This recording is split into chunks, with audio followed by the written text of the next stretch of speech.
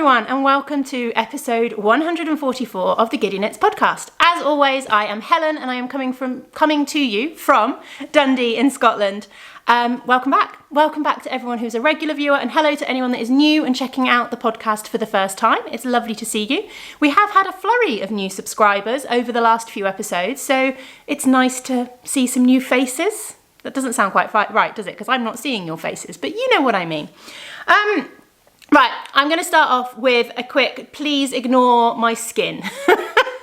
I am covered in insect bites at the moment. You can see one on my neck. I've got them kind of on my face. These ones are mostly healed.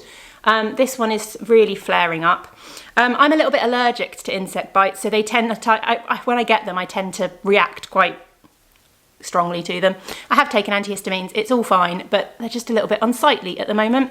I can't quite work out where they're from. My first thought was, do the cats have fleas? But they don't, because we treat them regularly with the stuff from the vets. They get treated every 3 months as they're supposed to be, and no one else in the house is getting bitten, so it is just me. My parents visited us while I was at Woolmonty, because Tom and I double booked ourselves, so he was on a conference in Switzerland and I was at the Woolmonty, so they came up to look after the kids for the weekend.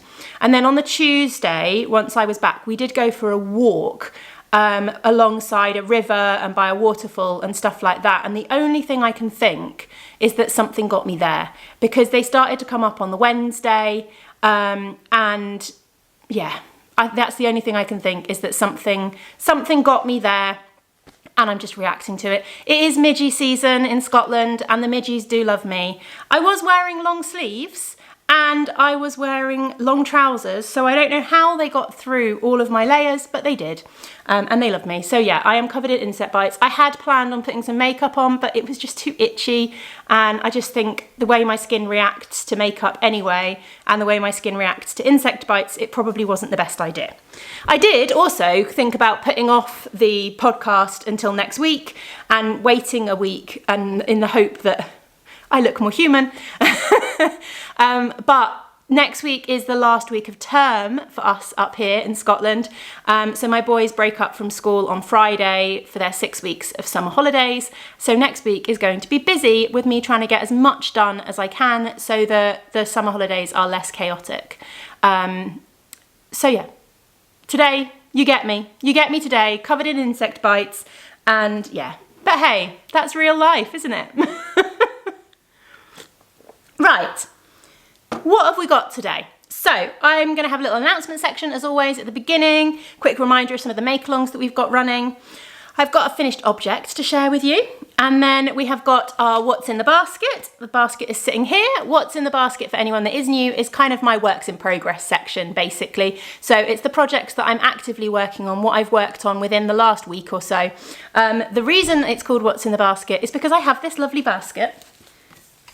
There we go, here it is. I have this lovely basket that I picked up when we were visiting my aunt and uncle in France, and it lives down by my side of the sofa, and it has all my active whips in it. Simple as that, basically. We've got a little bit of Yarny Goodness to share, because I was at the Woolmonty, and then, that's the other thing, I don't have masses of knitting to share with you this week, so one thing I thought I would share is I have had a whole host of new samples made for me by some amazing sample knitters, and I thought I'd share some of those because some of them are gorgeous projects, really, really lovely patterns, so they deserve to be shared. So I thought I'd share some of those, and then we will finish up with a little bit of shop news, but there's not a lot of that this week anyway. So there we go, that's what we've got. Should we get into it? Announcements. I'm going to have a sip of tea and then we'll get into the announcements. So, announcements. I just wanted to mention our Makealongs basically. That was all this week. So we have the Giddy Yarns Makealong, which is my ongoing Makealong.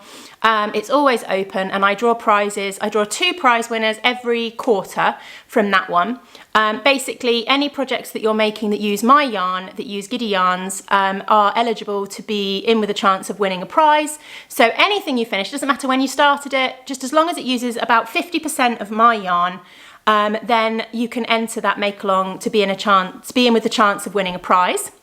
Where can you enter? Discord and Ravelry are the best places to enter for that one. Everything is linked underneath the video, so you've got links to all of the places you can enter the make-alongs, details of all those make-alongs. I usually have a little show notes section down there as well with the names of the patterns that I've talked about and things like that. So yeah, that's that one. We also have our year-long make-along this year, our bingo crafting challenge. How is yours coming along? Let me know in the comments. How many squares have you managed to tick off? We are halfway through the year. And in fact, actually, that's a good point. I did say on the last episode that at the beginning of July, I would be announcing that you could make a change to your bingo board. So we'll do that this week because of the school holidays coming up. Things are going to be a bit busy over the summer and I'm not 100% sure where and how I'm going to be able to fit in podcasts. So yeah, we will see. It might be that you actually get a few podcasts from home rather than from the studio, depending on, I have to be a bit more flexible over the summer with the kids. But anyway, so we will say that from the end of June, I know some people have already made these changes and it's fine. It's like there's no strict rules with this make-along. But if you do want to change some squares on your bingo board, if you want to review your bingo board, if you've had a little think about whether some of the things on there are achievable or not achievable, then absolutely you can do that. Get that done during July and pop up your new bingo board in any of the threads, again on Discord or on Ravelry. Yeah, just a little review and a little refresh. I know for me, I'm gonna adjust my in versus out square so that instead of being more in than out, it's more of a like track my in versus out kind of thing for the year. I am also going to get rid of my designer sock pattern square because that is not going to happen this year. I just don't have the headspace for it and the time for it. I need to think of an alternative for that one actually. So I might be looking at all of your bingo boards and trying to steal an idea. And yeah, I think, I can't remember now what else is on my bingo board. I think that they're the changes that I'm probably going to make. I think possibly that I might alter a couple of others. I don't know yet. But just to make it more achievable, if your focus has changed as to like the things you're working on more regularly, then yeah, feel free to use July to make those changes, change up your board a little bit because we are halfway through the challenge and yeah, it's meant to be fun. It's not meant to be stressful. So yeah. It's lovely seeing all your posts and things. I need to do a little update, I think, in the Discord with my bingo grid. I will get that done and add that in there and see what everyone's been up to, basically. And then finally, we have our spring shawl-a-thon, which is coming to a close at the end of June. I can't believe it. It's been such a fun make-along. The spring shawl-a-thon is a make-along that is co-hosted by myself and Fran of the Franny Do Makes podcast. It has been so much fun. It's been a really active thread on Discord and it's been so nice to see everybody knitting so many shawls. It's given me so much inspiration because I have actually knit a significant amount of my Vertices Unite. You'll see today that I've done a bit more on it. And it really has like inspired me to pick up shawls and knit more shawls again, which is lovely because I used to love knitting shawls and then they just kind of, I don't know, I just kind of fell by the wayside with it. I know Franny, I always call her Franny, but it's Fran. It's because it's Franny Do Makes. It throws me. I know Fran has a whole host of prizes that were donated on her podcast. I know I haven't shared the prizes for mine yet. That's because I haven't worked out what they are. But I am going to put together for the next episode, because we'll be announcing prize winners in July, I am going to put together a few different prize packs in the next episode to share those with you. She says, hopefully. I am disorganised as always. I will put together some packs that feature physical yarn and maybe a couple of other little extras and bits and pieces. And then what I think I might also do is I might also pick a few prize winners and do gift cards for those prize winners. So you get a gift card to the shop. So you'll be able to choose what you want or put it towards whatever you want, that kind of thing. Yeah, I think that's my plan. Right, I think that's all the announcements. Yeah, I can't think of anything else. No, I was going to say that in shop news. Yeah, no, that's it. Cool, okay, right, let's move on then. I have a finished object. And this finished object is actually also a bit of Yarny Goodness, really. I bought at Woolmonty, I bought some super chunky yarn from Knotted by Nish. See if I can get that to focus. There we go. Her stall, it was her first show, first time vending at a show, and her stall focused a lot on like chunky yarns, bulky yarns, and like hat patterns that they went with. And I picked up these two as a kit. I had 150 grams of this mint green and 100 grams of this speckly darker green. I think they were called Meadow and Mint. I assume that's Meadow and this is Mint. That's the way I would name them anyway. It's 100% merino. It is a bulky, I don't know if it actually says what weight it is. No, it doesn't. I think it was like a super chunky or something like that. It is single ply. It's a bit fluffy when you knit with it, I will say. It does molt a fair bit, but it was lovely. And I literally, on the Sunday evening of Woolmonty, after we'd packed up the car and gone back to the hotel room, I sat there and I hand wound these and I cast on the hat. Because I also picked up some needles at the show in order to cast the hat on as well. And I finished it by that Wednesday, because, you know, super chunky yarn. And I knit the Evermore beanie, which I didn't write down. It's a pattern by Kate Savard, I think. Details will be underneath anyway. But this is the pattern, basically. It has this fun kind of featured bits in it. And it's lovely and simple. It is, I will put it on, but it is a little bit small for me. There we go. So there it is. That's not too bad, but it is a little bit small for me. But don't worry, it's fine because Arthur has already stolen it. He will be wearing it this winter. And it's lovely. It was such a fun knit. I did find these rows a bit of a bugger, and I think that's because I'm a tight knitter. I found that because you have to do, like the stitch you have to do is a bit fiddly, and you have to kind of go into the back of a stitch after you've already knit a stitch, and being a bit of a tight knitter, it meant it was quite tight to get them in there. So I did find that a little bit fiddly, but there's only 4 of them there's only 4 rows of it in the whole hat. So it wasn't that much of an issue. I will say, and I said this on my Patreon vlog of the Woolmonty, my only little thing is that these were sold as kits and you got 250 grams of yarn. Now I've knit the hat and I still have 150 grams of yarn left. So I did feel a little bit like I wouldn't expect a kit to end up with more yarn left over than was needed for the actual pattern, if that makes sense. I don't know, I don't want to say it like, it just feels a little bit wasteful because you spend quite a lot of money on a kit. And okay, yes, I can knit another hat out of this, but my intention when I bought the kit was that I would be knitting the hat or a hat pattern, and I have ended up with so much yarn left over that I could actually knit another one, which in some ways is good, but actually if I just had a smaller kit, then I would have, yeah, that's all. But I will knit another hat. I'm going to do a stripy one, probably for Jasper. I'll use this one because I've got a bit more of this one than I have of this one, I think. So I will use this one as like the rib and the main colour, and then I will stripe in that one a little bit more simply. So that will definitely get used. But that's my finished object. So yeah, super chunky is the way to go in order to finish projects quickly, apparently. Right, what's in the basket? So, where shall we start? Let's start with my So Faded sweater, because it currently is not on needles.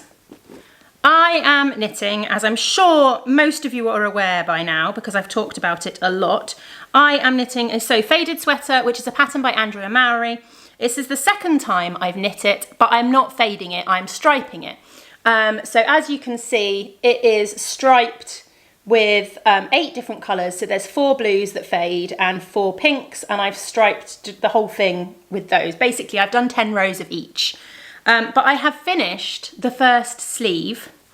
So yeah, it's coming along. I have finished the first sleeve. I haven't picked up for the second one yet, But I think what I'm really pleased about, what worked really nicely with the sleeve, is that I got 2 full repeats of the 8 colours, and then I finished it with the light blue, which was the same as what I did, as what I did, bad grammar, Helen. It's the same as I did for the bottom as well, in that I finished that pink repeat and then did 1 blue for the hem. So I quite like that. I'm quite pleased with that. I think that that'll look nice. So it'll also work well for the other sleeve. It'll mean I won't need to count my rows quite as drastically, because I'll just do the same as I did on this one. I did reduce the number of decreases. So you're supposed to do something like 16 decreases as you go down the underarm. But one, I got bored of doing the decreases. And also I remember from last time I knit this, that the sleeves were quite snug fitting, and I wasn't very keen on how tight they were. So in the end I did 8 decreases, and then I've just left it off. Shall I try it on so you can see how it looks? It is gonna, I don't actually know how cropped it is. Let's see, let's try it on. So, I'm gonna need to stand up or come a bit closer or something. I don't quite know. I may have gone a bit big on it, but we will see. I don't mind if it's a little bit, this, obviously you have a knitted neckline that gets added on, so that will narrow this up a little bit. But yeah, the sleeve is great. It's not too loose around here, as you can see. Like, I'm having to kind of pull it and it goes back, which is perfect. It's not tight either, which is really, really comfortable. Let me move you back a little bit and see if I can kind of stand up, and then you can see, there we go. So fit wise, it's a little bit on the looser side. My other one is very snug, so I think maybe actually I could have gone a size smaller, because actually it's quite big around here too. But it will just be nice and floaty and loose. It's obviously not blocked yet. It will kind of soften up a little bit with blocking. I quite like the length. I was going for cropped, to be honest, and I'm not in the end. My hip bones are here. So it's kind of sitting where my hip bones are, as opposed to kind of at my waist. But that's fine, as long as what I didn't want it to do is I just didn't want it to come down behind my bum, because the intention is that I will wear this under dungarees. So I didn't want anything that was going to add bulk kind of down inside the dungarees too much. But I think this length will fit fine under dungarees. But yeah, I'm quite happy with it. It's quite a nice feeling. Let's bring you back in again, shall we? Sorry, professionalism here. It's quite a nice feeling knowing that I could have gone down a size, actually. I obviously overestimated my sizing slightly, which is quite nice.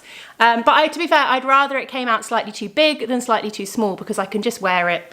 It'll go nicely over some dresses and things like that. So yeah, that is that. Just need to get the second sleeve started and picked up.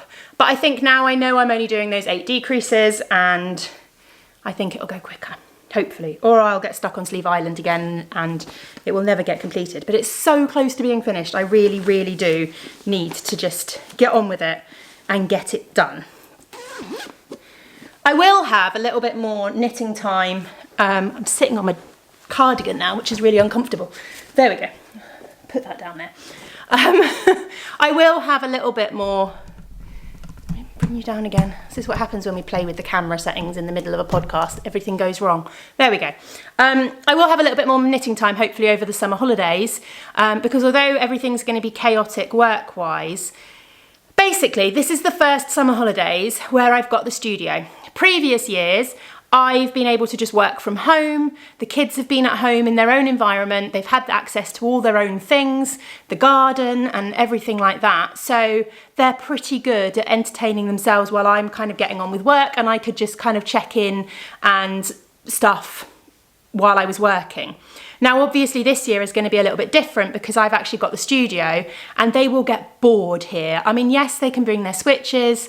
Yes, they can watch films, they can watch TV and stuff on my laptop, but it's not the same, is it? And they also love to help, which is lovely and great. And yes, I definitely encourage that, but I'm a bit of a control freak, and like their level of helping is not necessarily what I need.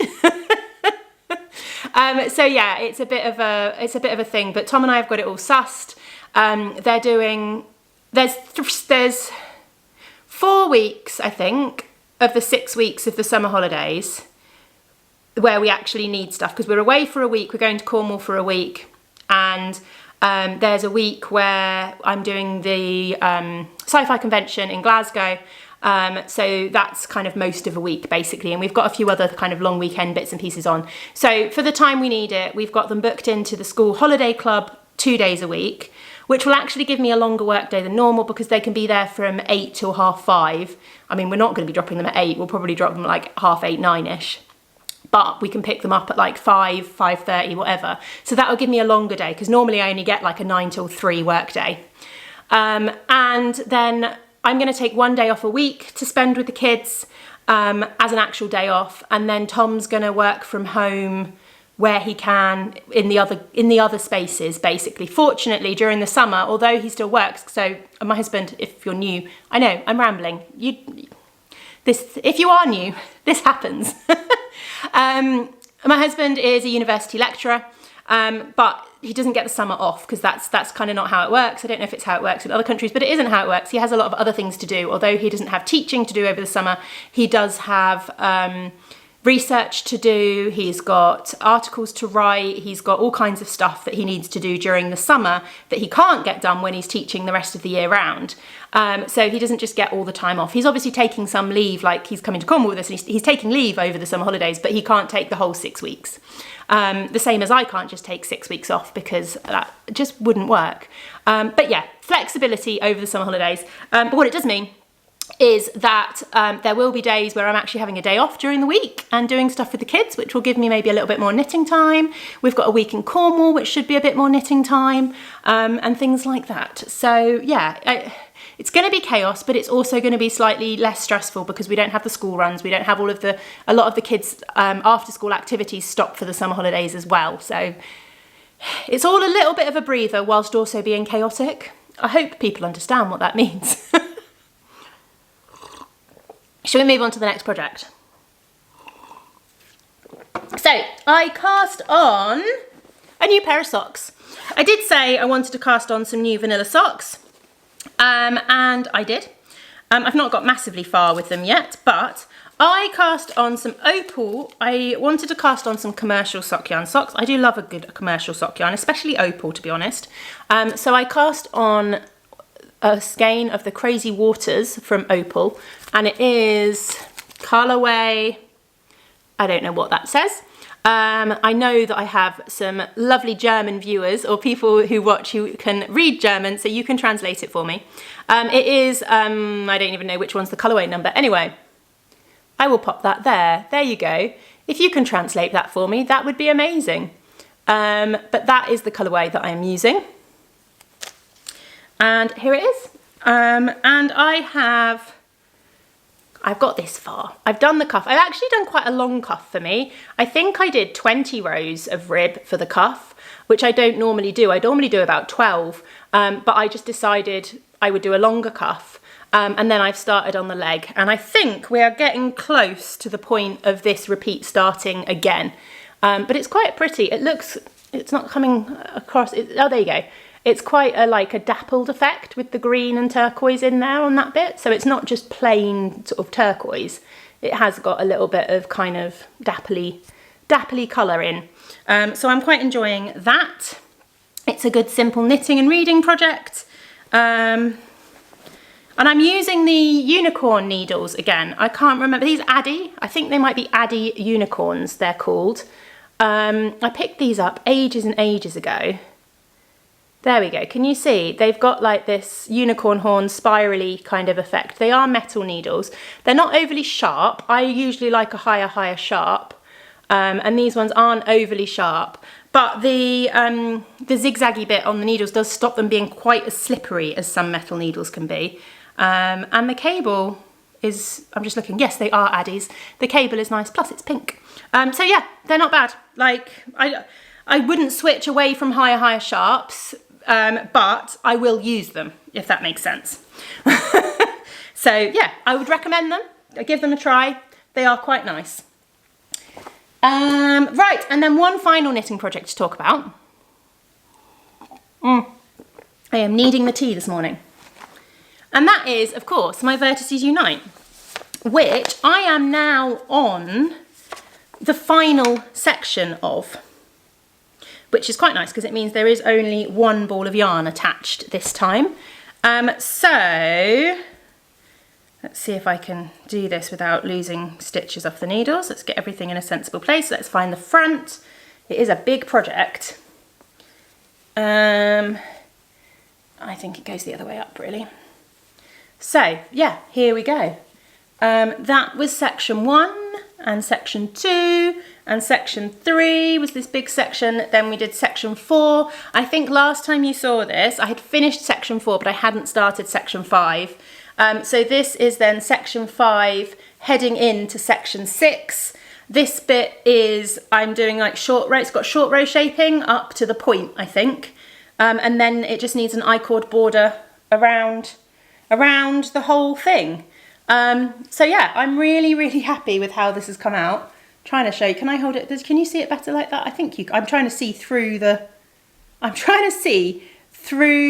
knitting as to how much you can actually see on the screen. I think that's reasonably okay. But yes, this is it. It is coming along. I'm trying to decide what colour to do for the border. I think there's plenty of the pink in there already, so I don't think I'm going to do the pink. I don't think I'll have enough of the turquoise left because it was used in this big section, and then it's being used on its own here. But I'm thinking I might do the purple. There's not a lot of the purple in here. It's used in this small section down here and in this section on its own here.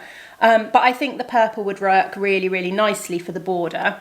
And technically in the pattern you are supposed to use colour D, which is like this section here, for the border. So that kind of fits with the way the pattern suggests it anyway. But yeah, so I think I might do the purple. I might do the purple for the border because I've got plenty of that. But it's getting there. It is coming along really nicely. I'm not sure I'll have it finished by the end of June for our kind of, officially for our shawl-a-thon. But as we've said all along, you know, we don't require finished objects for the shawl-a-thon. We just require participation. So it doesn't matter. And also I can't win prizes because I'm hosting it. So, so it doesn't matter in the slightest. But I am really proud of myself with the amount of work that this has gone into it. I'm also like desperate to cast on new shawls. I keep seeing other shawls and thinking, oh yes, I really want to knit that. Oh, I want to do that in this yarn, in that yarn. So I suspect this is going to reinvigorate my love of shawl knitting, which is brilliant. I didn't do a very good job of explaining what it was, did I? Because I'm assuming you're all watching regularly and know what I'm talking about. It's the Vertices Unite, which is a pattern by Stephen West. And I am knitting it out of all the yarns in that one are from Spectrum Fibres. Some of them are from a yarn club that I did with her, not this year, but the year before. And some of them are other kind of random colourways that I've had from her over the years. But they are all Spectrum Fibres yarn. And it is making for the most gorgeous shawl. I also didn't mention, I'm doing badly today. The yarn for my So Faded, again, I'm assuming you all know everything. The yarn for my So Faded is Pixie Yarns, which is, it was an 8 skein pack. You've got 8 50-gram skeins in the pack. Yeah, 4 of the blues and 4 of the pinks. But it is from Pixie Yarns. Again, lovely yarn to work with. Right, that is all of my knitting. I feel like I'm working a little bit more monogamously on less projects, if that makes sense. So I've got less to show you because I'm not working a little bit on lots of things. I'm getting more progress done on smaller things. I'm desperate to pick up my cross stitch again. I dug it out the other day and yeah, I really want to pick that up again. I might do some of that this weekend, we'll see. But I'm so close to finishing my Vertices Unite, like I don't know. I've got a clear day tomorrow on Saturday. Tom is off out to, he does Netrunner, which is like a card game thingy, which he does with friends. It's like competitive kind of thing. And he's off out to do that on Saturday. So it's just me and the boys. So we will probably have a chilled out day at home, which will be quite nice because we had a busy weekend last weekend. But yeah, we'll have a chilled out day at home, so I'll have plenty of time for knitting and maybe pick up my cross stitch or something like that. Right, what are we moving on for? Yarny Goodness. I have a little bit of Yarny Goodness to share with you. Also living in a basket. This is my podcast basket that lives on my shelf in the studio, and whenever I get yarn that comes in or I finish a project or anything like that, it comes here and it gets shoved in the podcast basket so that it's here when I need to podcast, and all I need to remember to bring from home is the projects I want to talk about. So what have I got Yarny Goodness wise? These are the things that I purchased at the Wool Monty, basically. I've got needles. I'm just putting them away actually, because otherwise they will get lost. I probably should take the cable off. I don't know.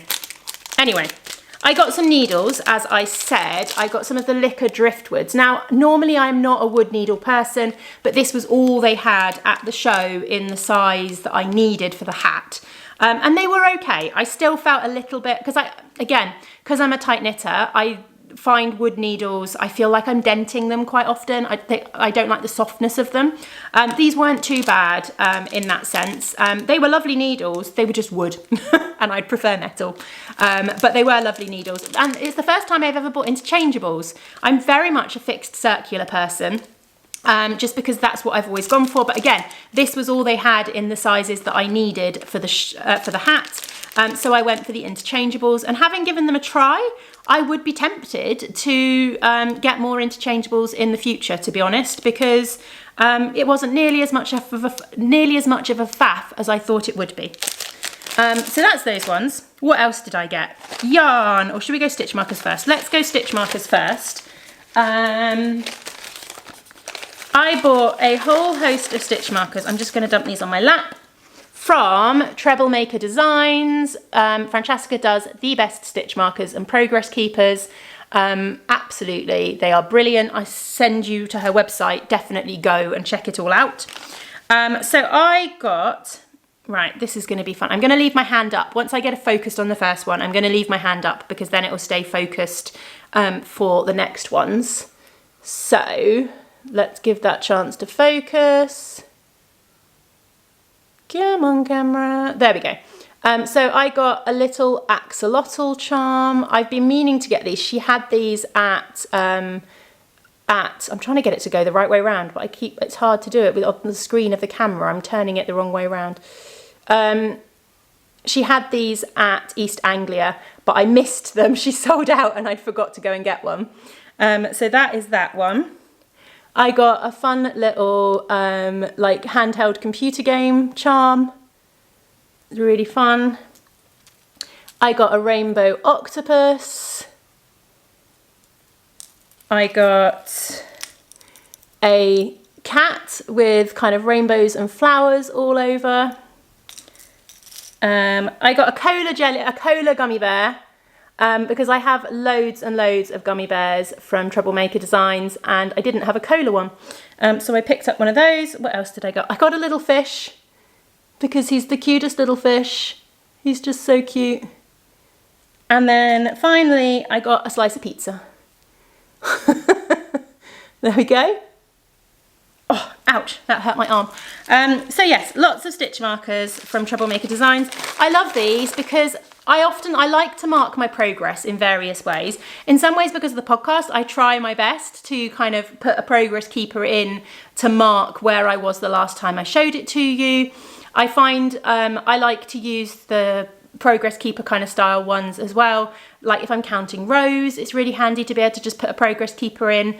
I found it really good with my So Faded sweater because I was doing 10 rows and there's a couple of the colours towards the darker ends of those stripes where it was quite hard to work out where one colour started and the last one ended. So it was quite handy to be able to just put a progress keeper in the first row of the new colour to count my 10 rows. So yeah, super useful things, and I like having the pretty fun ones like that. And then the last bits are some yarn. I only actually bought one other skein of yarn for me. Obviously I bought the yarn for the hat, which I finished, but then I also bought a skein of yarn from Suzanne at Green Lambkin Yarns, for me, which was this one here. It's one of her Halloween colours. It's called Witchy Woo, and I know it knits up beautifully because she had a sample of it. I knew I wanted to get some Halloween yarn from Suzanne. She does the best Halloween yarn, and she has it available like all year round as well. So I have that ready for our Halloween Makealong, which starts on the 1st of September and runs through until we'll probably run through until we'll go past the 31st of October. We'll probably run through until the middle of November. But that's always one of my favourite make-alongs of the year. So I have my yarn ready for that. And then the other thing I got while I was there was just my yarn club from Green Lambkin Yarns, because Suzanne hand delivered these at the show. So this is the next month of the Secret Treasure Box Yarn Club, which is all ready to go, and hopefully I will get these caked up soon and get on with that blanket, because I really want to keep up with it. So I need a little evening to just sit down and keep up with it a little bit more.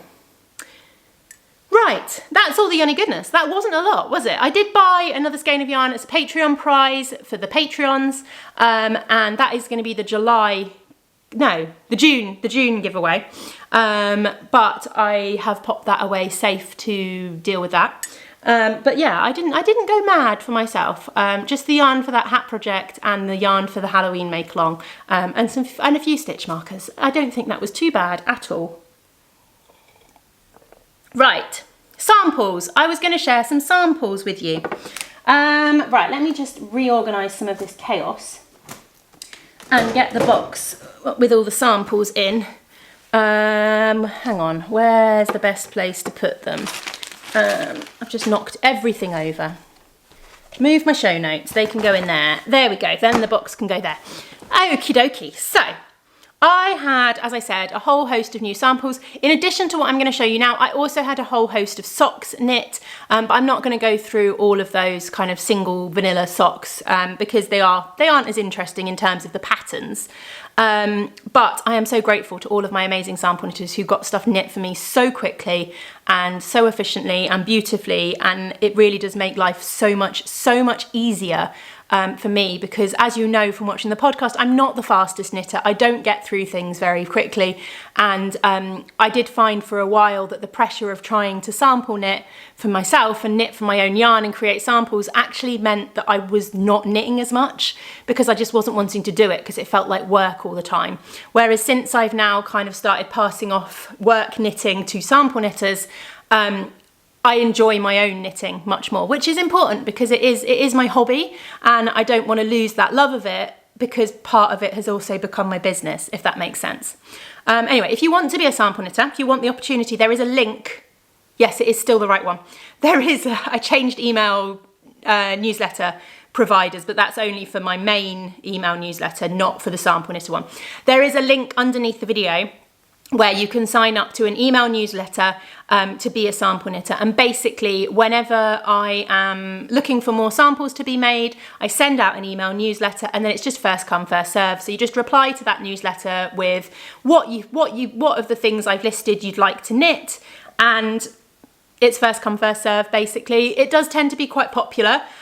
So the majority of the time, I will get a few people who don't manage to knit for me that time. Sometimes I will suddenly be like, oh, actually, I don't have anything left from that list, but I have a new collection launching in the next couple of weeks, and actually I could do with these sock samples made, or, you know, stuff like that.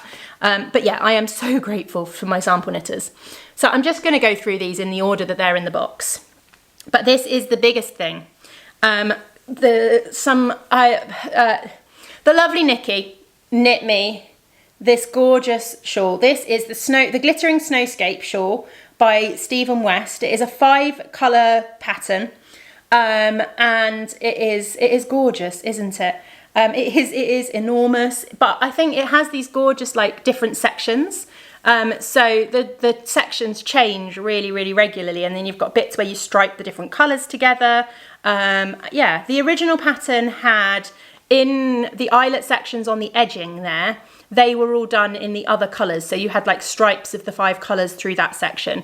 Just for a matter of ease and time, we didn't do that in this one, because bless her, Nikki knit this in 3 weeks for me, which is absolutely incredible.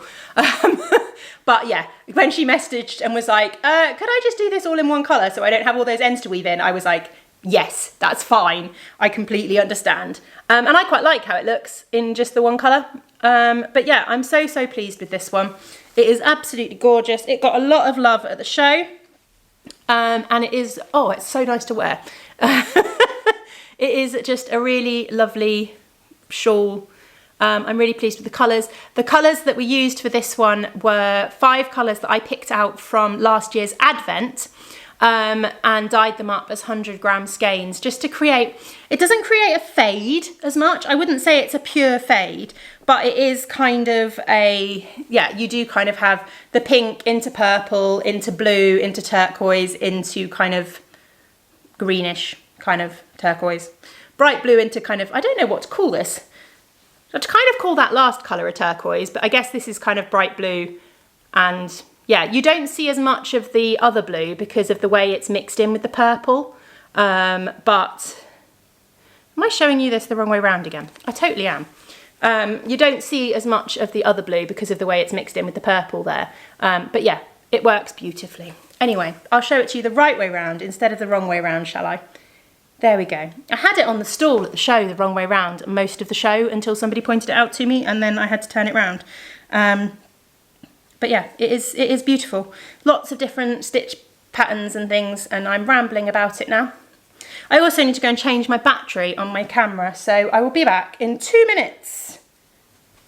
The colourways for this one, by the way, aren't available on the website at the moment, just because I need to photograph them. I need to undo one of the packs and get photographs done and then list the packs as well. I only have 3 of the packs available at the moment, so I haven't quite worked out whether I'm going to do them up, have them up there as die to order, or quite what I'm going to do. But they will be available. If anyone's interested, drop me a message or whatever. But yeah, it is 500-gram skeins, so it's a big kit, but it makes a gorgeous shawl. Oh, good. Oh, I had a moment's panic that I couldn't remember what this one's called, but I've still got my little thing from the show on it. This is the Tendril Shawl by Carmen Heffernan. It's a crochet pattern, and it is lovely. It's such a cute little shawl. It's really pretty. I love the edging along here. I think that's really pretty. And then it's got picots up the other side, which is just a really pretty little single skein shawl, kind of a shawlette kind of thing, which is really nice. I love having single skein options because a lot of people are always like, I don't know what I'd knit with 100 grams of yarn. What can you knit with 100 grams of yarn? And it's nice to kind of have lots of samples to be able to turn around and say, well, actually, if you're knitting, you could make this, and this, or if you're crocheting, you could make this. So it gives some nice options and things like that. This one was knit with a skein of Heffalump. I really like how it worked up, really pretty. It wasn't knit at all, it was crocheted with a skein of Heffalump, but you know what I mean.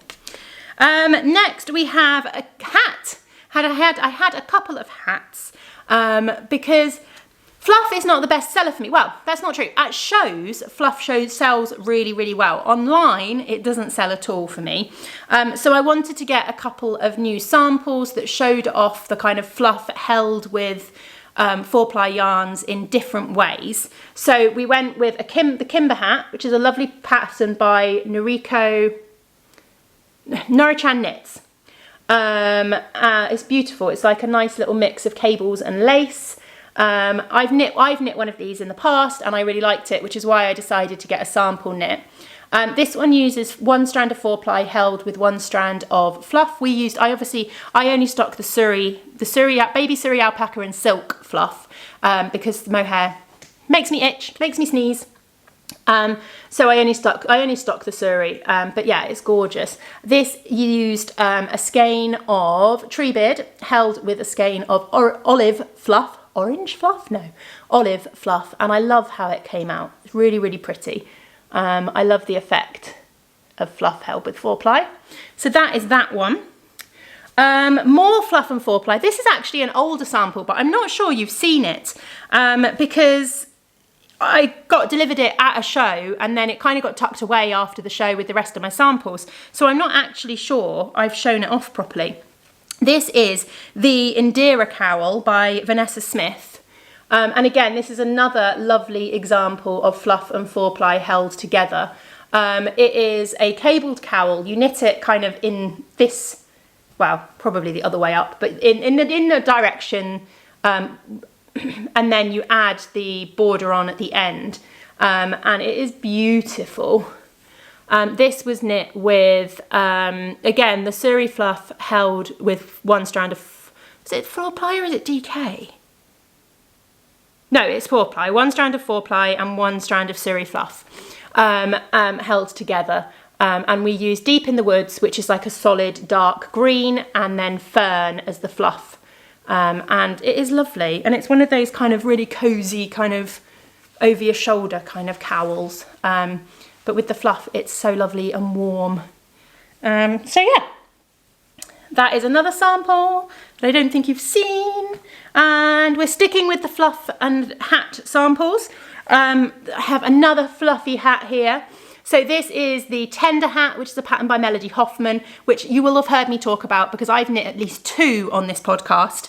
I absolutely love this hat pattern. It's written for DK held with fluff, but both the ones that I've knit and this one, I've actually used fingering weight held double held with fluff. Because I really like the effect it gives, I really like how it works with the yarn, and it's fine. It works up as the same gauge pretty much. So for this one we used Tinkerbell, so 2 strands of Tinkerbell held with 1 strand of Shimmer, which is the name of the fluff. But yeah, I love this hat pattern. It's quite a, it doesn't look good with my hair up in a ponytail, but it's quite a slouchy kind of hat pattern, but it's really good. And yeah, it's always a nice one for showing off the yarn. Right, we have 3 more patterns. So I also had, because I've been meaning to do this for ages, I had a new little shawlette knit up. This is the 100 Acre Wood Shawl by Helen Stewart, and it's knit in my 100 Acre Wood colourway, because how could we not do that? I mean, really. It is a lovely little shawlette. The pattern has options for various different sizes, and I would kind of actually at some point like to get a bigger one done. Maybe I just need to think about colours, whether I do 2 colour version or something like that. But again, it's nice having a single skein option so that when people kind of ask, oh, what could I knit with a single skein of this? You can say, oh, well, actually, this little shawlette used 100 grams of yarn. It's a nice little one for if you've got kind of like a high coat in winter and you just want something to kind of stop that draft at the top without too much added bulk from a big shawl. So yeah. That is the 100 Acre Wood Shawl using 100 Acre Wood colourway. That is that one. Then we have another big shawl. So this is the Birds of a Feather, and Fran knit this of the Franny Do Makes podcast. I'm just, again, this is one I keep getting backwards when I'm showing it to people. So here we go, this way up. Yeah, so this is the Birds of a Feather shawl. Which again is another pattern by Andrea Mowry. It is gorgeous. It uses, so it's one of those annoying patterns that happens sometimes where you use not quite 2 skeins of the main colour and a skein and a bit of the fluff. It was something like, I think you needed like 415 metres, and my fluff is 400 metres, something like that. I can't remember with the, you certainly needed at least a skein and a half of the merino, of the 4-ply yarn. So we adjusted it slightly because Fran ran out of the fluff, and I was like, do you know what, I don't really want to send you another one, because also I don't want to sell people 4 skeins of yarn when they only actually really need 3 and a tiny bit. So we adjusted it slightly. So it should have had, in this little section here at the end, that should have had some small stripes of the fluff in it as well, but we just decided to carry on with the 4-ply because Fran had plenty of the 4-ply left over. So yeah, but I don't think in the scheme of the whole shawl and the look of the whole shawl, I don't think like you lose anything in the fact that that section is just in the 4-ply at all. So yeah, that's a good adjustment if you want to make something like this, but you don't want to buy that extra skein of fluff that you don't really need a lot of, then this one works quite well to kind of just adapt and carry on with the 4-ply. I wore this a lot over the Woolmonty weekend. I've not done a very good job of putting it on. It is so lovely to wear. Yeah, it is. This is the type of size shawl I love. It's so lovely to wear. It was really cozy, but it's also really nice and light. And we used, what did we use in it? We used, so the fluff is pixie dust, and the 4-ply is Wendy. What, Wendy Darling. It's one of my Peter Pan colours. But yeah, absolutely beautiful. And I'm really pleased to have that as a sample. And then the final sample that I had knit was this lovely jumper here. This is a little flax light. It's knit in the age 8 to, I can't remember which size it is. Is it the 6 to 8 or the 8 to 10? Anyway, it's knit in the biggest size you can get out of 2 skeins of yarn, basically. So it should fit Jasper. I've not tried it on him yet, but the idea is that it should fit Jasper for a little while. So once I don't need it as a sample, once I'm not taking the Peter Pan yarns, because this is knit with Second to the Left and Straight On Till Morning, which is one of the Peter Pan colourways. Once I no longer need to take the Peter Pan yarns to shows, because I'm taking newer collections, then Jasper will have this as a jumper for him. So yes, again, another one that is gratefully, I did that a few years ago with a colourway from the Narnia collection, Lamppost in the Woods.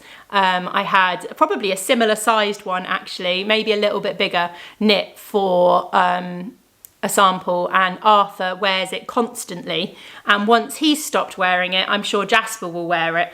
So it will get use outside of being a sample. But yeah, I love a little flax light, because I think one of the advantages with the Tin Can Knits patterns, not only is this a free pattern, which makes it a brilliant pattern to kind of have on the stall anyway, because if anyone asks about it, it's free, so that everybody loves a free pattern. But it's part of the Simple collection. So Tin Can Knits have this collection called the Simple collection, where all the patterns are named after, like this is the flax sweater, I think there's rye socks, there's a barley hat. They're all named after like rye, oats, barley. I think there's a harvest cardigan possibly, I can't remember, but they're all free. And they're all geared at newer knitters, and they have tutorials linked throughout the pattern.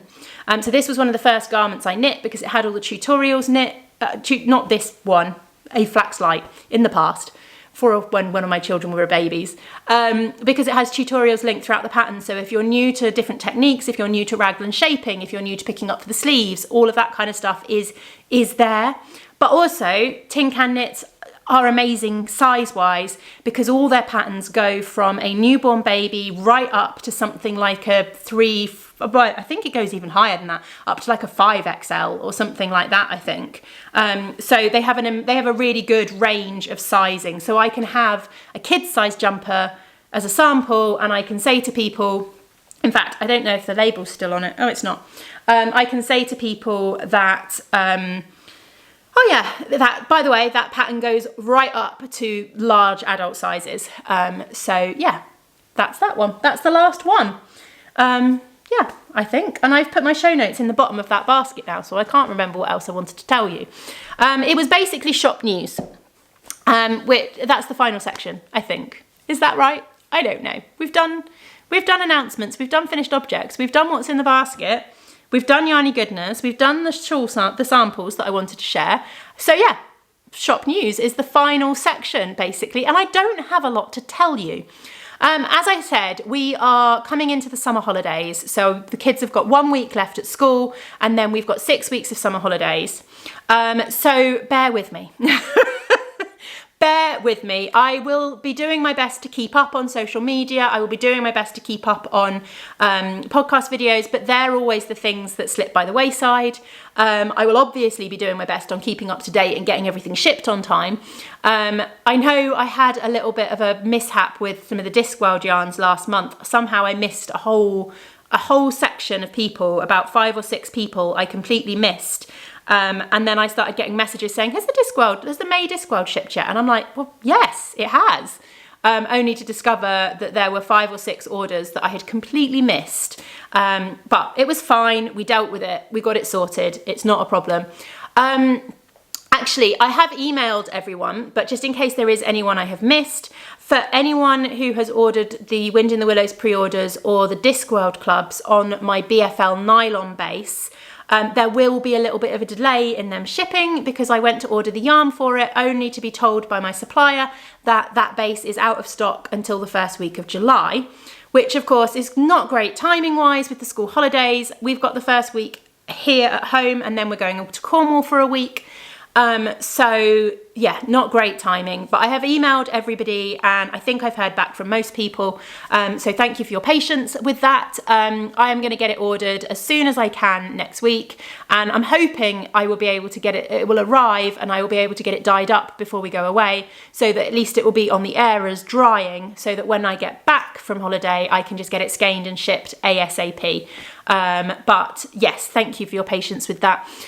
My supplier is generally very, very good. It is very rare that they are out of stock of a base, and even sometimes when they are, we can often like chat to other dyers and get some from them. But unfortunately, this is a base that isn't as commonly used among indie dyers. I love it. It's brilliant. It's a really good base. But I did put a little thing up in the Facebook group saying, has anyone got any? But I've not had any responses from that. So yeah, it's just a case of waiting for it to be back in stock. But it's not a big wait. It'll be back in at the beginning of July. So not a big issue. So that's that. What else did I want to say? Bear with me. Yeah. There's not a lot. Beginning of July will be the next quarter of the Discworld Club. I'll pop to the side and pop them up. I can't remember what they are, so let me just have a quick look on my phone. Let me see if I can find the Discworld. Here we go. So we've done December, November, October. What are we doing? So what are we doing? July, August, September is next. July is the Greater Tuin. This one could be fun to dye up. August is Sam Vines, and September is in the wrong place in the list. Do I not have September in there? I must have September in there. July, August. Oh, there's September. September is the luggage.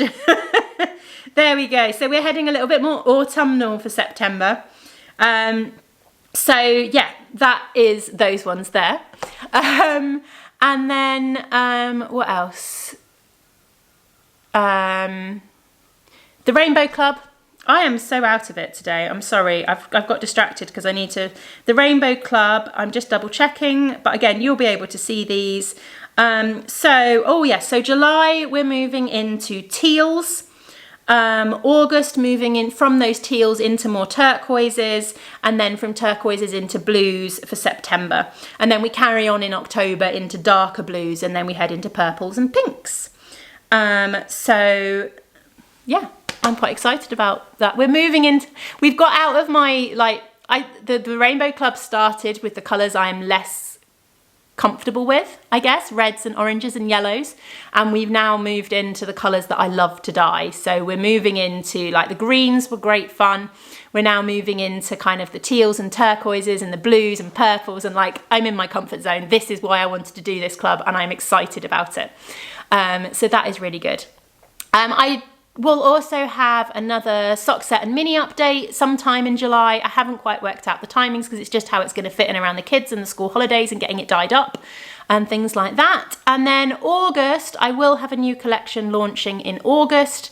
I am going to be doing a Hitchhiker's Guide to the Galaxy collection because, as I mentioned briefly earlier, I am vending at a sci-fi convention in Glasgow. I am vending at Worldcon, and I need a sci-fi collection for a sci-fi convention, don't I?